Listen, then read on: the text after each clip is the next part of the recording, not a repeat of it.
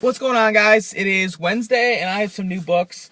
A little bit bigger week than last week. A nice mixture of some DC, even a Marvel book, and some independents. So, and number one that I decided to check out this week, even though I'm supposed to be dropping books.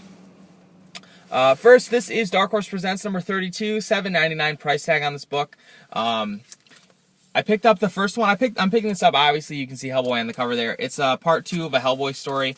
Dark Horse Presents is an anthology book, and I wasn't dropping bags all over the place. I wasn't thrilled with the first issue because a lot of the stories in here were like second parts and of other stories that started in older Dark Horse Presents issues.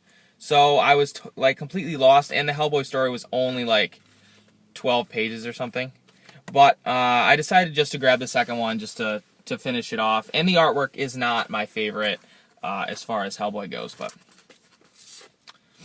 so if you were thinking about checking this out, I would advise against it.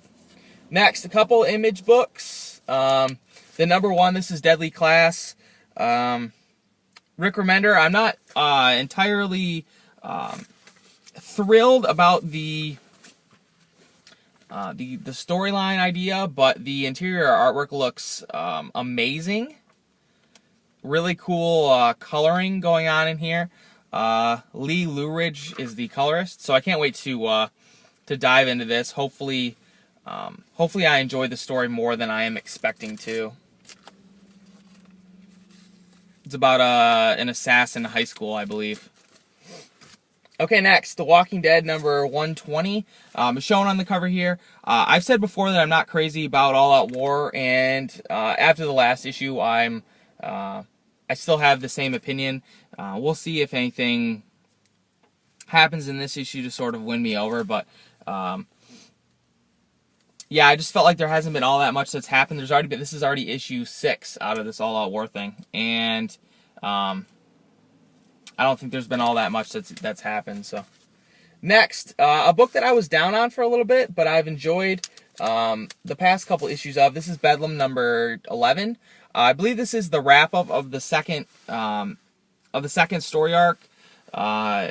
And like I said, this book was great for the first 6 issues, and then the next 3 were kind of average, I think, and then the past 2 have been. The last one was really, really good, and I'm hoping that this one is really, really great as well. But I love, even though the art switched, I do love the interior artwork. Ryan Brown is still doing, I don't think as good of a job as Riley Rosmo did early on, because they have a different art style. But I do still like the interior artwork, and the story is totally my thing. So I'm still gonna keep picking that book up. The release schedule is really crazy though. It doesn't seem like it ever comes out on time. The only Marvel book, this is Marvel Knights X-Men number 3 of 5. This book's been really, really cool. The interior artwork, I think, is amazing. I don't really remember what happened in the last issue, so I need to go back and check that out. But it's just sort of an alternative take on the X-Men. The artwork is really great, so it's worth checking out. I'm not sure that I'm crazy about the $3.99 price tag, but it is what it is. Okay, and then the rest of this is all DC. I was going to catch up on a few books. I was going to get the issues of Amazing X-Men that I was missing, and the Flash issue from last week. I think that's a one-shot. But I decided not to. If I really feel like reading the Flash, I'll just pick up whatever one comes out next week. 27? 28? I think it's 27. Anyway, this is Justice League number 27. Apparently we're going to get some cyborg action going on in here, which is cool. Even though the covers really don't mean anything as far as the interior story goes, because Sinestro was on the cover of one of the books last week, and then he wasn't even in that book. He was in the opposite, Forever Evil or Justice League, whatever it was. But flipping through it, I do see a lot of cyborgs, so I'm excited to see what's going on with that. I am enjoying Forever Evil. It's not my favorite thing ever, but I'm not hating it either. Next, this is Batman number 27. I do enjoy this cover, but I feel like Capullo's covers lately have been really like bland. There's the picture in the foreground is really great, but there's nothing in the background. and I feel like all of his covers have been like that lately. Might be some people's thing, but not my favorite. So we'll see what happens. I mean, I've enjoyed Zero Year, but it hasn't been my favorite thing ever. I think it's the coloring in the book, honestly. But we'll see.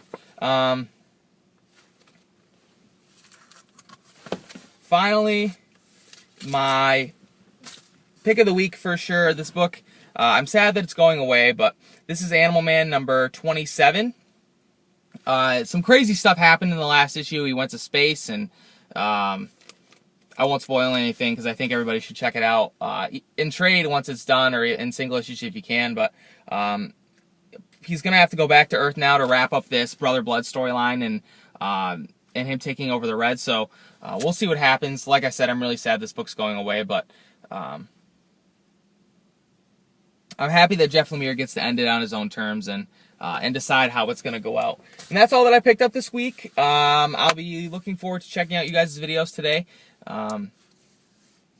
Take care, and I will talk to you guys again soon.